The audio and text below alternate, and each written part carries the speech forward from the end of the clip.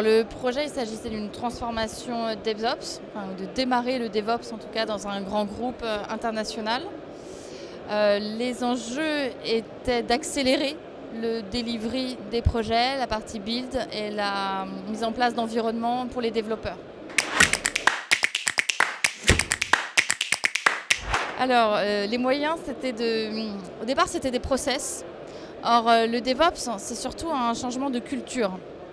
Donc alors, mon travail consistait, ou en tout cas ma mission, les enjeux que je me suis donné, c'était d'établir une culture commune entre les devs, les ops, les équipes cloud, les équipes sécu, les équipes applicatives et voir les business, puisque le DevOps va englober depuis l'idéation du produit jusqu'à sa mise en œuvre, voire le support avec des process utiles. Et donc en termes de moyens, c'était à partir de peu, comment changer une culture d'entreprise entre des équipes. Donc les moyens, ça a été déjà de l'écrit. C'est écrire des process, écrire une méthodologie commune, fournir des patterns, expliciter la vision. Donc écrire, communiquer cette vision. D'autres moyens, ça a été de faire témoigner d'autres entreprises, faire venir des CTO de grandes entreprises, de systèmes bancaires par exemple, afin de rassurer, de créer de la confiance auprès des équipes et de leur dire d'autres l'ont fait. Et vous voyez, c'est dans un système bancaire donc à haut risque, donc nous aussi on peut le faire. Donc ça a été au départ beaucoup de communication, des jeux aussi. Les moyens qu'on s'est donnés, on a créé des jeux DevOps, on avait créé un Monopoly, un mix entre le Monopoly et le jeu de loi du DevOps.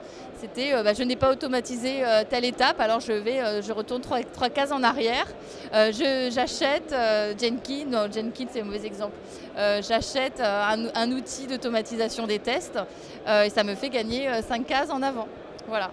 Donc ça nous avait permis ainsi, on avait invité les directeurs, on avait invité les sponsors, on avait invité des responsables de domaines applicatifs, voilà, afin de les sensibiliser et que par le jeu, on soit tous ensemble dans la même direction.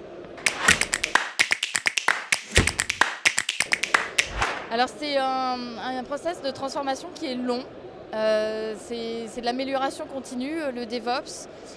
On a beaucoup de contraintes aujourd'hui sur la sécurité et sur la cybersécurité. Le monde change, ça se tend énormément. Et du coup, il y a des réflexes de confiance qui ne sont pas, enfin plutôt des réflexes de non-confiance qui ne sont pas au rendez-vous. Et donc c'est comment on continue de créer de la confiance entre les équipes. Pour ça, il y a de l'outillage, il y a des outils comme SonarCube, comme Snyk. Et demain, il y a toute la partie GenAI.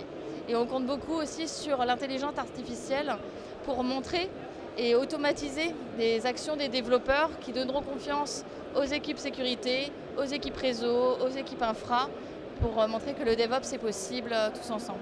Alors, un succès de la transformation DevOps, c'est qu'on a créé une communauté de tous les acteurs du DevOps, de toutes les couches, dans des domaines différents, dans des départements différents, afin de se rassembler toutes les semaines et pour échanger sur un backlog commun et travailler sur des objectifs tous ensemble en mode OKR, donc Objective Key Results.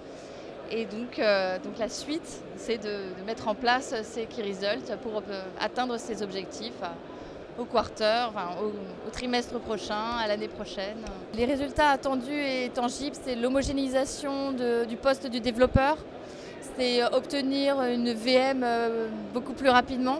Je ne vais pas donner de chiffres, mais ils sont chiffrés chez nous.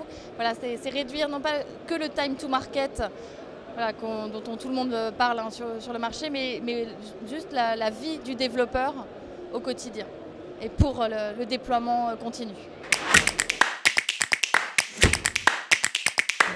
Donc moi, je crois beaucoup à un principe dans les équipes, c'est le T-shape. Donc le T-shape, c'est de dire dans une équipe, une squad avec des DevOps, des développeurs, des SRE, des testeurs, un product owner, c'est d'avoir des multi-rôles et des personnes qui sont capables de prendre le relais quand l'autre est absent, alors que ce n'était pas son expertise au départ. Je crois vraiment au T-shape pour réussir une transformation DevOps.